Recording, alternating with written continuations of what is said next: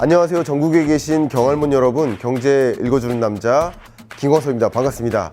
이번 주 여러분들께 전해드릴 그 주제는 데이터 경제입니다. 데이터 경제로의 전환, 이 패러다임 전환이 있게 되면 당연히 그 패러다임을 이끄는 그 기업과 산업이 등장할 텐데 새로운 패권이 등장하지 않겠습니까? 그런 관점에서 데이터 경제에 대한 이해를 가져보도록 하겠고요. 특히 데이터 경제가 연출될 수 있도록 하는 그 배경, 그 밑바탕에는 데이터 3법, 데이터 3법의 개정, 그리고 오픈 뱅킹, 마이 데이터, 마이 페이먼트까지 이런 여러 가지 일련의 과정들이 있다라는 것을, 이게 이제 키워드라는 거죠. 이 키워드 관점에서 여러분께 이야기를 진행해 보도록 하겠습니다. 코로나19 충격이 있은 후 그 변화를 제가 여러분들께 꼭 들여다보셔야 된다. 여러 가지 변화가 있다라는 말씀을 드렸는데 그 변화 중에 하나가 이 디지털 전환인 것이고 또 언택 서비스로의 전환이라고 말씀을 여러 차례 드렸죠. 그런 과정에서 어쨌든 이 데이터 경제로의 그 이행이 굉장히 더 가파라질 수밖에 없다라는 것을 강조해 드리고 싶은데요. 그 이유 중에 하나는 바로 이 디지털 뉴딜입니다. 그러니까 지금 현 정부가 코로나19의 그 경제 충격으로부터 벗어나기 위한 그 정책을 뉴딜이라고 말씀드렸고, 그 뉴딜 정책에는 제가 얼마 전에 디지털 뉴딜에 대해서 여러분께 상세히 말씀을 드렸습니다. 그리고 더해서 그린 뉴딜까지, 이것이 하나의 코로나19의 극복을 위한 각종 인프라 투자라든가 정부의 재정 정책의 컨셉의 가장 주요한 내용들이다. 신산업을 육성하고 인프라를 투자하고 하는 여러 영역들이 디지털 뉴딜과 그린 뉴딜의 컨셉에 맞추고 있다. 물론 이런 정책적 대응들도 하나의 데이터 경제로의 이행을 돕고 있는 그런 역할을 한다라는 측면에서 이런 부분들도 우리는 고려를 해야 되겠다. 여러분, 데이터 경제는 왜 등장하는 걸까요? 과거에 여러분 한번 생각해 보세요. 그냥 지도책 열고 운전할 때는, 그렇죠? 데이터가 남을 일이 없어요. 그러나 내비게이션, 티맵이나 네이버 TV와 같은 여러 내비게이션 플랫폼을 이용할 때는 계속 지속적으로 데이터가 남습니다. 나의 이동 경로, 시간, 그리고 운전 행태, 과속 여부, 속도 위반, 뭐 이런 여러 가지 정보들이 지속적으로 남을 수밖에 없어요. 그렇죠? 그런 과정 속에서 많은 데이터들이 남기면 그 남겨진 데이터를 활용하는 산업이 등장할 수밖에 없는 것이겠다. 여러분이 그냥 과거에는 아날로그적으로 누리던 여러 가지 정보들이 이제 디지털적으로 활용하는 여러 산업 속에서는 데이터가 남는 것이다. 뭐 예를 들어서 택시를 잡는다. 길가에서 큰 길에서 잡아요. 택시를 탑니다. 지급 결제할 때 현금을 내거나 카드를 내요. 별로 등장하는 데이터들이 없습니다. 축적되는 데이터가 없어요. 그런데 이제 카카오 택시를 이용해서 택시를 잡고 택시를 이용하고 나면 다양한 정보들이 누적될 수밖에 없는 거죠. 그런데 이 기업들은 이 누적되는 다양한 데이터를 더 적극적으로 활용한다는 것이죠. 그게 바로 데이터 경제다라고 볼 수 있겠네요. 데이터 경제는 말 그대로 데이터를 저장하고 유통하고 그리고 활용하는 겁니다. 데이터를 저장하고 그것을 분석하고 유통하고 이동시키는 거죠. 판매도 하는 거죠, 데이터를. 그리고 그 데이터를 활용하는 것을 이제 데이터 경제라고 볼 수 있는데, 더욱이 이 데이터는 AI와 맞물리면서 그 영향력이 더 커집니다. 그러니까 알고리즘 베이스로, 컴퓨터보다는 알고리즘 베이스로 이 데이터를 활용해서 새로운 제품이나 서비스를 생산해내고, 그것이 바로 신산업을 만들거나 또 기존 산업의 경쟁력 자체를 강화하게 된다. 이것이 바로 일반적인 데이터 AI 경제, 데이터 경제를 넘어서 데이터 AI 경제라고 표현할 수 있겠네요. 정부가 추진하는 그 내용입니다. 자, 데이터 경제가 대표적으로 등장하게 된 몇몇 그 사례, 케이스를 좀 말씀드릴게요. 제가 디지털 트랜스포메이션 관련 강연이나 이 책을 통해서 여러 번 말씀을 드렸지만 그냥 여지까지는 이야기 안 나왔던 이야기, 특히 이제 정부가 강조했던 몇 가지 사례를 좀 설명드려 볼까 합니다. 디플리입니다.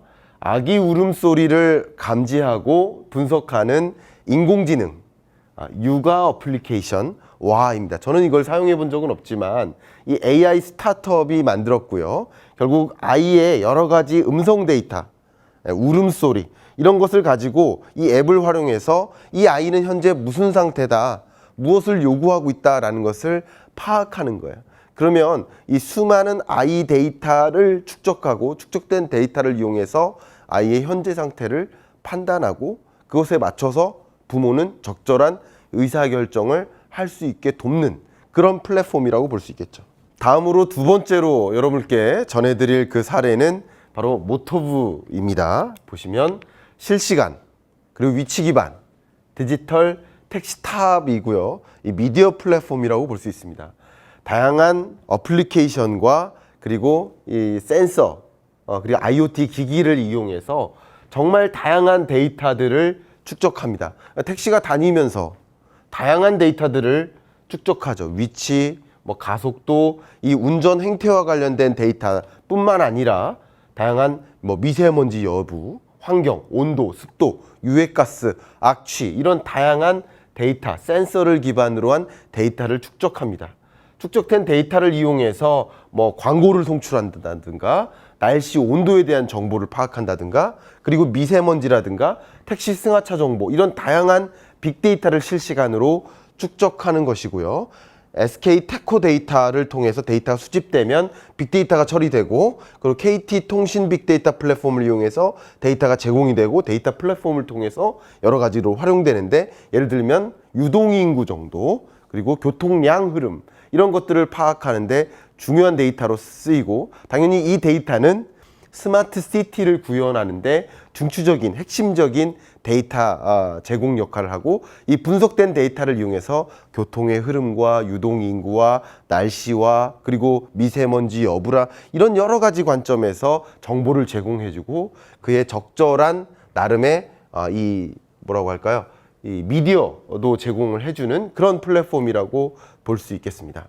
빅데이터라는 것이 다양한 경유에서 축적이 되고 그 빅데이터의 소스는 여러 가지죠. 그 축적된 데이터를 활용해서 분석하고 분석된 데이터를 이용해서 뭔가의 의사결정을 하는데 활용할 수 있는 영역. 이것이 바로 빅데이터, 데이터 기업의 사례라고 볼 수 있겠습니다. 이 밖에도 제가 여러 가지 사례들을 들어드렸죠. 비자 카드 같은 경우는 위치 기반 빅데이터를 이용해서 소비자가 지금 무엇을 소비할지를 판단하고 그에 적절한 맞춤화된 쿠폰을 제공한다든가 하는 이런 방식의 접근이 가능하다. 디지털 마케팅이라고 말씀을 드렸죠. 자, 그러면 이렇게 데이터 경제가 어떻게 진행되고 있나? 향후에도 IDC에서는 지속적으로 이 데이터, 국내 데이터 시장 규모가 지속적으로 확대되고 있고 커질 것으로 전망하고 있습니다. 미국과 중국의 여러 AI 그리고 데이터 관련 특허를 좀 보도록 할 텐데 여기서 제가 특허 공개 추이라고 말씀드렸죠. 원래 제가 특허에 대해서 전문성이 별로 없지만 특허라는 것이 출원을 합니다. 출원을 하면 이제 출원 중에 해당하는 데이터가 또 있어요. 그럼 출원된 특허가 이제 18개월이 지나면 자동적으로 공개가 됩니다. 그리고 특허가 등록되는 거죠. 어쨌든 출원된 특허가 공개되는 과정을 거칠 것 아닙니까? 그 공개되는 데이터, 특허 데이터가 이렇습니다. 그러니까 딥러닝과 인공지능과 머신러닝 이런 것들이 빅데이터 혹은 인공지능의 핵심적인 영역, 기술 영역이라고 볼 수 있는데 중국이 특히 딥러닝과 인공지능 영역에서 거의 앞서가고 있죠. 이렇게 세계적으로는 미국과 중국과 유럽과 일본과 이런 주요 선진국이나 강대국들이 앞다퉈서 특허 경쟁을 해나가고 있다. 특허 경쟁을 해나가고 있다는 얘기는 다시 말하면 미래 산업을 누가 쥐을 것인가를 놓고 앞다투어 경쟁하고 있다. 디테일한 얘기는 좀 생략하도록 하겠습니다. 그러면 우리나라는 무엇을 하고 있나? 우리나라는 이 데이터 경제로 이전시키기 위해서 우리나라는 무엇을 지금 이행해 나가고 있나 궁금하단 말이죠. 그 첫 번째가 2019년 1월에 데이터 AI 경제 활성화 계획을 발표합니다. 데이터 시장 규모를 크게 확대하고 그리고 AI 유니콘 기업을 크게 많이 늘리고 또 데이터 AI 융합 관련 여러 인력들을 배출하는 거, 이게 기본적인 우리 현 정부의 컨셉이라고 볼 수 있겠습니다. 이어서 2020년 8월에 무엇이 이행됩니까? 정말 중요한 일이 이행되죠. 뭡니까? 데이터 3법의 개정 그리고 시행이 시작됩니다. 시행. 데이터 3법의 시행. 지금은 가장 바쁜 게 데이터 3법과 관련된, 이제 개정은 통과됐으니까, 개정안이 통과됐으니까 이 시행령을 구축하는데 굉장히 바쁘죠. 어쨌든 데이터 3법이 시행되는데 그 변화 한 가지만 여러분께 말씀드려보면, 신용정보법을 개정하게 됨에 따라서 어떻게 되냐면 계좌정보, 소비자 입장에서 결제정보, 납부정보, 투자정보, 다양한 이 소비자 관점에서 혹은 투자자 관점에서 다양한 정보들이 이렇게 수집이 되는데, 이게 다 따로따로 놀죠. 다 따로따로 노는데 마이데이터 앱을 켜면 은행정보, 카드정보, 보험정보, 증권정보, 이런 정보들이 함께 맞물릴 수 있다는 거죠. 이게 하나의 특징입니다. 다시 말하면 신한은행 플랫폼을 이용한다 내가. 과거에는 여기서 다른 보험 데이터, 다른 은행 데이터, 증권 데이터를 확인할 수 없어요. 그런데 바뀐 이 신용정보법에 따르면 자유롭게 활용할 수 있습니다. 내가 필요로 한다면 내가 이 데이터 어플리케이션을 이용해서, 혹은 그냥 은행 어플리케이션만을 이용해서 모든 금융 데이터를 여기에 축적할 수 있게 허용이 되는 것이죠. 그게 이제 신용정보법 개정이라고 볼 수 있겠습니다. 간단히 보면 그렇습니다. 이런 식으로 데이터 3법을 시행하는 것이 2020년 8월이다. 굉장히 중요한 변화의 앞에 서 있다. 교두보에 있다. 데이터 경제로의 이행에 교두보 역할을 한다. 이렇게 말씀드리고요.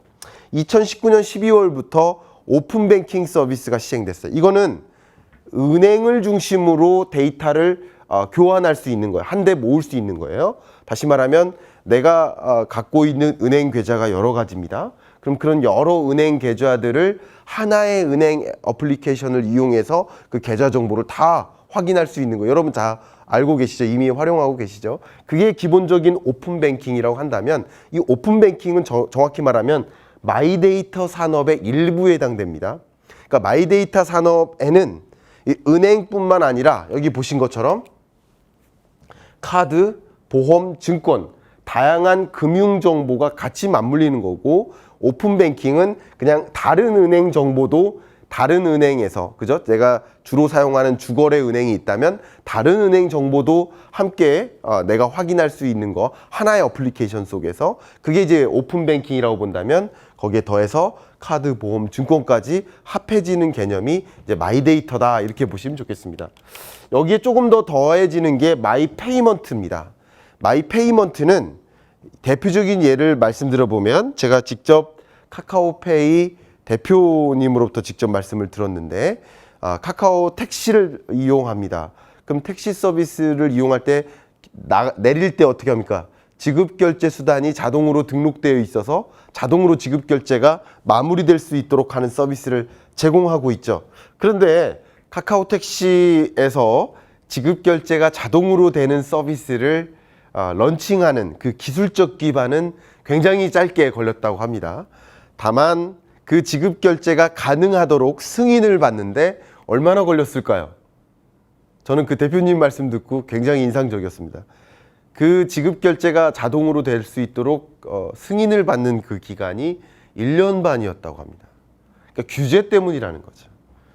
그 규제 때문에 지급결제까지는 이르지 못하는 거예요. 예를 들면 구글이 이 AI 스피커를 이용해서 송금 서비스를, 누구한테 얼마 송금해줘 라는 그 문장만 가지고도 송금이 되게 한다든가, 이런 여러 가지 지급결제 수단의 혁신이 일어나는데, 그런데 가운데 이 마이데이터 그리고 마이페이먼트 산업이 등장하지 않으면 이게 불가능하다라는 거죠. 규제 때문에 그런 거죠. 그래서 이 마이데이터 산업이 데이터 3법 개정에 따라서 정보 이동권이 부여되는 겁니다. 다시 말하면 개인정보보호법도 중요하지만 정보를 갖고 있는 주체는 나잖아요. 나 입장에서 정보를 자유롭게 이동시킬 수 있게 하는 권리도 중요하다는 거죠. 개인정보를 보호해야 된다는 그 법안도 중요하지만 그런 관점에서 지금 중요하게 지지를 받는 게 정보 이동권이거든요. 마이페이먼트 같은 경우는 데이터 3법과는 달리 이 전자금융거래법 금융위에서 이 법안을 개정을 통해서 도입할 계획하에 있습니다.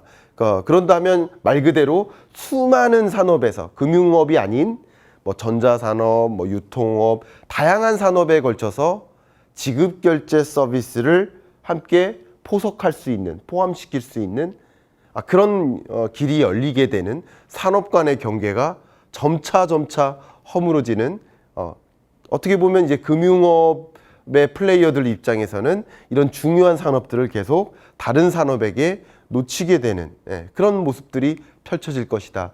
데이터 3법 개정뿐만 아니라 전자금융거래법 개정, 주로 금융서비스 관점에서 말씀드렸지만 한국의 데이터 경제로의 이행, 이러한 경로 속에 있다라는 것을 말씀드립니다. 여러분 어떠십니까? 여러분이 생활하시는 여러 삶 가운데서도 아날로그적으로 이루어졌던 여러 가지 것들이 이제 디지털리 이루어지는 것들이 많이 있습니다. 그죠? 데이터 경제로의 이행은 정말 우리가 거스를래야 거스를 수 없는 그 변화가 아닌가 생각이 됩니다. 여러분 입장에서 나는 이런 데이터 경제로 전환되는 과정에서 무엇을 준비하고, 그죠? 또 기업들은 어떤 대응을 할지, 그리고 투자 관점에서도 어떤 리딩 기업들, 데이터 경제를 리딩하는 기업들에 관심을 갖고 중장기적인 투자 의사결정을 할지 생각해 볼 수 있는 계기가 되기를 바라면서 이번 주 경제 읽어주는 남자 마무리하겠습니다. 감사합니다.